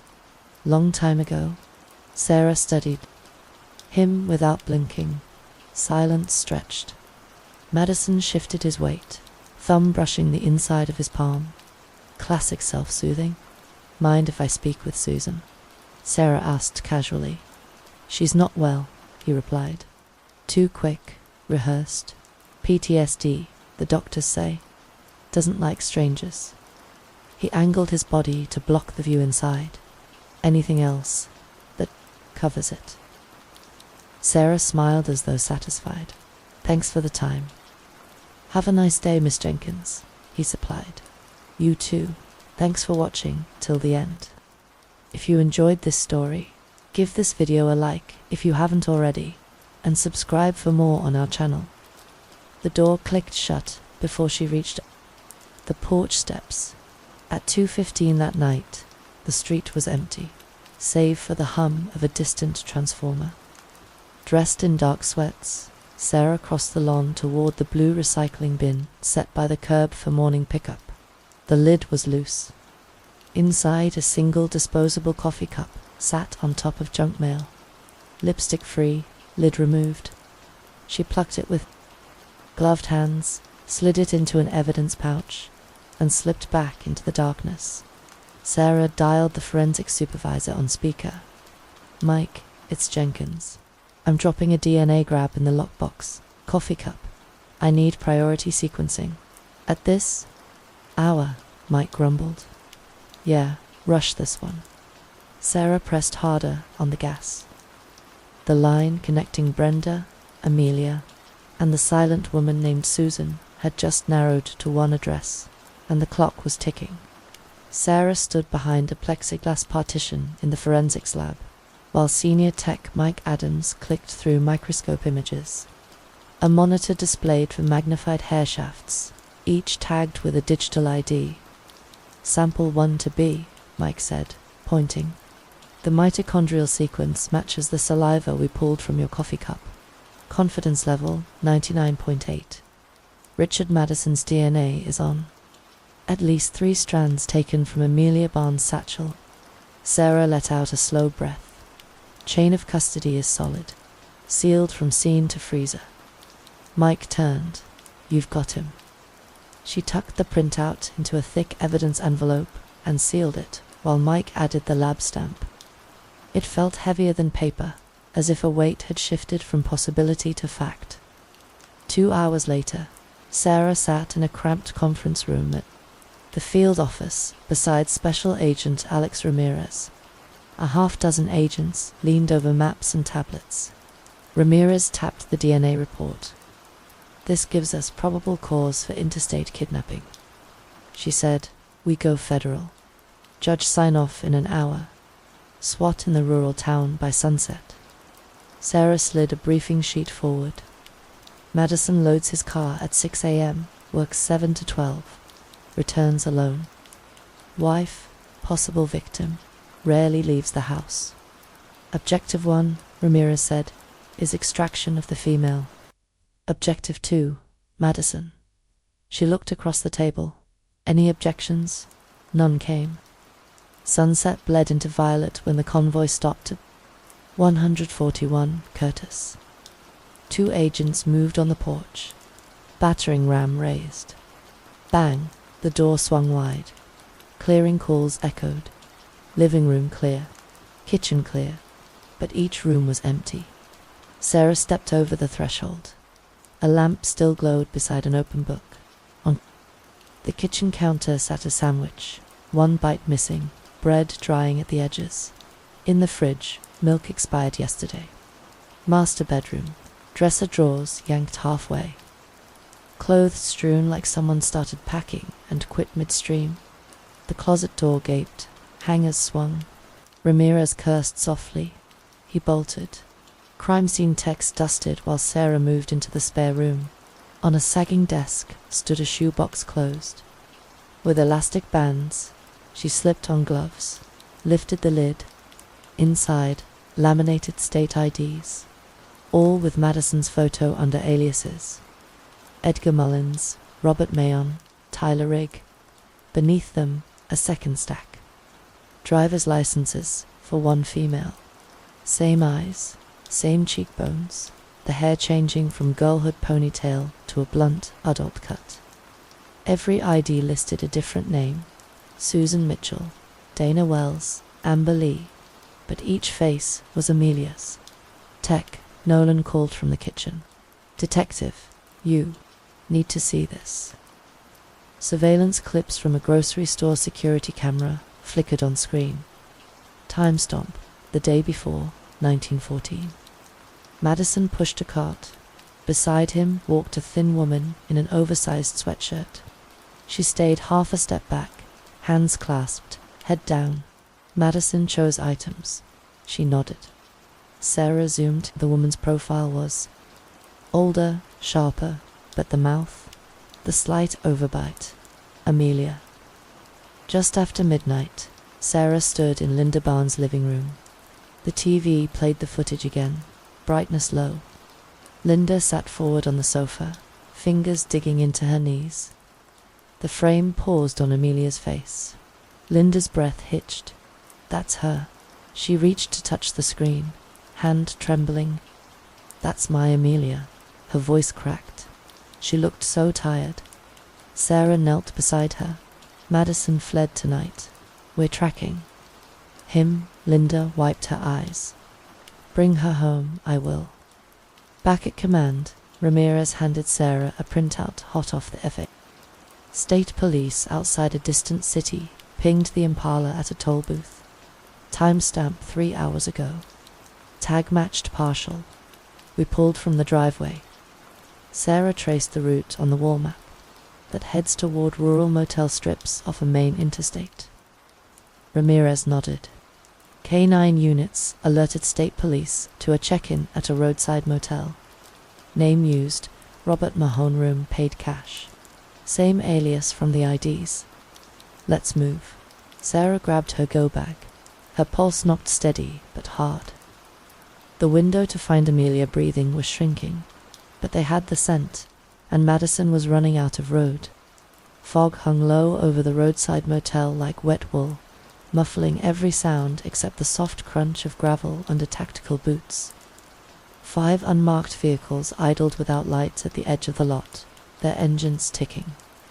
Sarah crouched behind the nearest sedan, radio earpiece snug, Benelli slug gun slung and safe. Agent Ramirez's voice cut through the comms. Clerk confirms. Room 8 registered as Robert Mahone Cash. 1 adult male, 1 adult female, possibly minor child. State troopers peeled off to cover the rear corridor. 2 FBI entry teams stacked by the door of room 8. A single-story unit with peeling green paint and a curtain drawn tight. Sarah held position beside Ramirez, counting her own breaths. "Go," Ramirez whispered. A battering ram hit the lock. Crack, then splinter. Door swung in.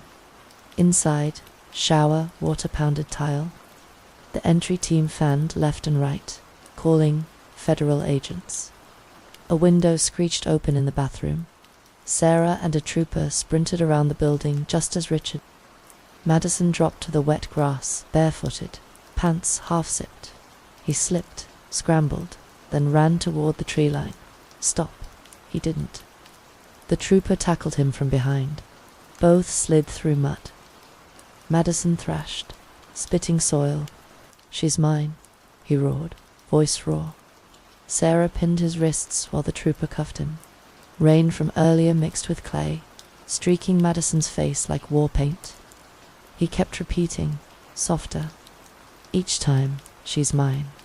She's mine," until an agent stuffed him in the cruiser. Sarah hurried back inside. The motel room smelled of mildew and cheap soap. One agent motioned toward the corner. Behind a rickety dresser crouched a woman, knees pulled to her chest. She shielded a small child with her body, wild eyes flashing. Under tangled hair, Sarah lowered her weapon, voice steady. "Amelia." The woman didn't blink. "You're safe," Sarah said. "He can't hurt you." Amelia's gaze darted to the door, then to Sarah's badge. She hugged the child tighter. "You'll hurt us," she whispered, words brittle as glass. "No," Sarah said softly. "I promise." She eased a step closer, palms open. "My name's Sarah. I looked for you." The little girl, no more than 2, peered over Amelia's arm. Brown curls, dirt-smudged cheeks, thumb wedged between lips. When an EMT entered, the girl buried her face in Amelia's sweater.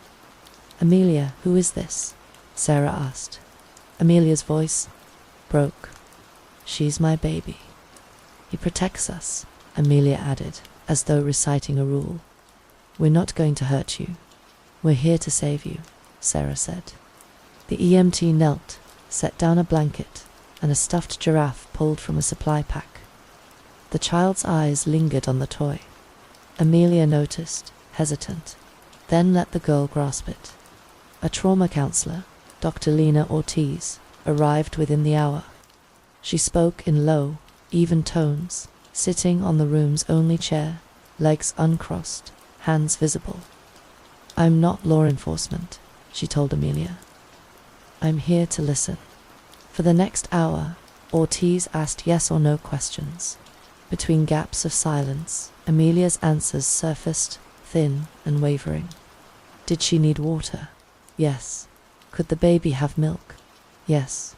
Would Amelia sit on the bed while they checked her temperature? Maybe. Each consent built the next. By dawn, Amelia allowed an EMT to touch her wrist for a pulse. She flinched but didn't pull away. Sarah watched from the doorway, every instinct saying, "Don't rush this." At 7:10 a.m., an ambulance idled beside the motel. Amelia walked out, wrapped in a grey blanket. The little girl clutched tight against her hip, stuffed giraffe in tow. Madison, now silent, sat cuffed in the back of a cruiser. He craned his neck to see her. Amelia froze, eyes wide. Sarah stepped between them. "Look at me, Amelia, not him." Amelia focused on Sarah's badge, drew a shaky breath, and climbed into the ambulance. Doors closed, siren chirped once, then settled to a quiet escort tone for the drive to a local medical center. In the ER examination room, Amelia perched on the edge of the gurney. Her baby dozed against her chest, foot taped to a tiny hand. Dr. Green spoke gently while noting vitals. Body weight 15% below average. He murmured to the nurse. Old rib fractures, long healed, multiple scars, defensive wounds, wrists and forearms. Malnutrition consistent with prolonged deprivation. The child's chart showed iron deficiency, anemia, and delayed speech. Likely minimal social interaction, Green said. Amelia listened without reacting until Ortiz explained. She's healthy enough to recover fully. She just needs time, food, and safety. Amelia's shoulders sank, relief and exhaustion colliding. She nodded once. Then Dr. Green hesitated at the foot of the bed, flipping back through the test results. "Detective Jenkins," he said. The paternity screen came back. Sarah turned from the window. "The child's biological father is Richard Madison." The words hung in the sterile air. Amelia didn't flinch. Sarah's jaw tightened, her eyes flicking between Amelia and the sleeping child. "I see," she said quietly, the weight of it settling like a stone in her chest. Madison sat at the metal table, fingers spread neatly before him like he was waiting. For a meal, 2 agents stood at the door. Sarah remained seated across from him, her face unreadable. "Do you know what this is?" she asked, laying down a photo of Brenda Fisher's remains. Just the clothing, bones outlined in a plastic wrap. Madison looked at it without blinking. That girl was troubled from the start. Always crying, always trying to run. She wasn't like, Amelia, you killed her. He gave a small shrug. She wanted to leave. You buried her in a shallow grave, Sarah said. Covered her in trash. That was a child, Madison. He leaned forward, eyes bright. Amelia stayed. She understood. I gave her more than anyone ever did. Sarah didn't respond to that. She flipped. The file closed. Later, prosecutors finalized the charges. First-degree murder of Brenda Fisher. Kidnapping, rape of a minor, unlawful imprisonment, identity fraud, obstruction of justice. No deals offered, life without parole, no possibility of appeal. Linda sat in a beige hospital room, both hands folded around a styrofoam cup. A nurse had just left when the door opened again. This time, no clipboard, no uniform. Amelia stood uncertainly in the doorway, hair combed but tangled at the ends. Her eyes scanned the room, stopping at Linda. A long pause. "Hi," Linda said. She stood slowly. I'm your mother." Amelia didn't move. Her hand tightened on the child behind her leg. The little girl peered out with wide eyes. "Your name is Amelia," Linda said softly. She reached into her purse and took out a photograph. "This is you, Christmas morning. You got a red sweater. You said it was too itchy, but you wore it anyway." Amelia didn't take the photo, but she looked at it. "I used to sing to you at night," Linda said. Her voice trembled, but she kept going. "Can't help falling in love. You used to hum along before you fell asleep." Amelia's jaw quivered. Her hands dropped to her sides. "He said, you forgot me," she said. Her voice was barely above a whisper. "He said no one was looking." Linda stepped forward slowly. "I never stopped." Amelia's knees buckled, and she collapsed into her mother's arms, sobbing. Later, they sat in a social worker's room, Amelia cradled, the toddler on her lap, while filling out basic intake forms. "Does the child have a name?" the counselor asked gently. Amelia paused. The little girl clung to her shirt. "She was never called anything," she said. "He didn't want her to have one." Linda put a hand on Amelia's back. Amelia looked down at the child who blinked up at her. "Hope," Amelia said. "Her name is Hope." 3 weeks later, Amelia walked up the steps of the Barnes apartment. Her daughter balanced on one hip. The door had been freshly painted. There were potted flowers on the stoop. Linda opened the door before she knocked. No words, just an embrace. Sarah visited only once, parking across the street without announcing herself. From the car, she saw the three of them on the porch. Amelia was brushing Hope's hair. Linda handed her a glass of juice. It was quiet, still, real. She didn't get out. As she turned the keys in the ignition, a knock on the window startled her. Linda stood there. Sarah rolled the window down. Linda didn't smile. She just looked at her for a long moment. "Thank you for bringing her back to me," she said. "That's all I ever wanted." Sarah gave a nod. Nothing else to add. Some cases just need closure. She drove away. Thanks for staying till the end. If you enjoyed this story, give this video a like if you haven't already, and subscribe for more on our channel.